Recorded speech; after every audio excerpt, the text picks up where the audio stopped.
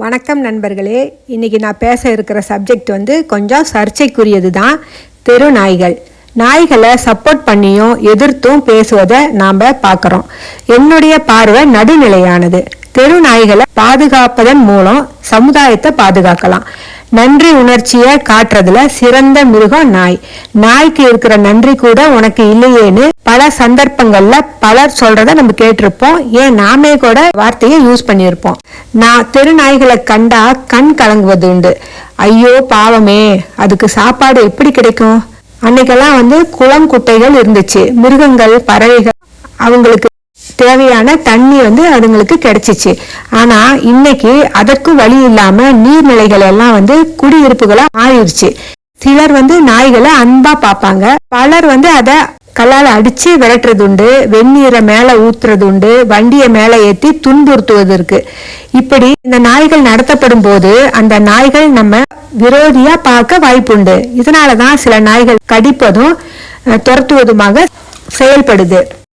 மனிதர்கள்ல மிருகங்கள் இருப்பது போல நாய்கள்லயும் சில நாய்கள் பசியின் காரணமாகவோ மசத்தன்மையின் காரணமாகவோ குழந்தைகளை பொதுமக்களை கடிக்கிறது உண்டு.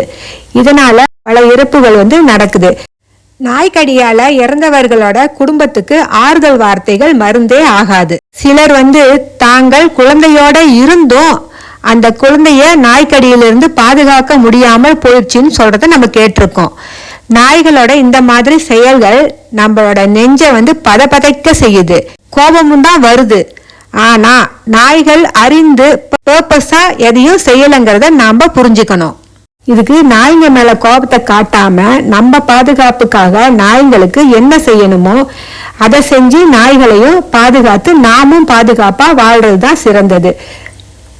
அரசாங்கம் பொதுமக்கள் துணையோடு அந்தந்த பகுதி தெரு நாய்களுக்கு ஸ்டெர்லைசேஷன் செய்து விடுவதன் மூலம் இனப்பெருக்கம் குறையும். அப்படி செய்யப்பட்ட நாய்களோட கழுத்துல அதற்கு அடையாளமாக கழுத்துல ஒரு பெல்ட் தொங்க விடுறதால சிகிச்சை தேவைப்படும் நாய்களை சுலபமா கண்டறியலாம். ரேபிஸ் தடுப்பூசி கண்டிப்பா நாய்களுக்கு போடணும். இதை முறையா செஞ்சுட்டு வந்தோம்னா நாய்கள் எண்ணிக்கை பெருகாம கட்டுக்குள் இருக்கும். நாமும் பாதுகாப்பா இருப்போம்.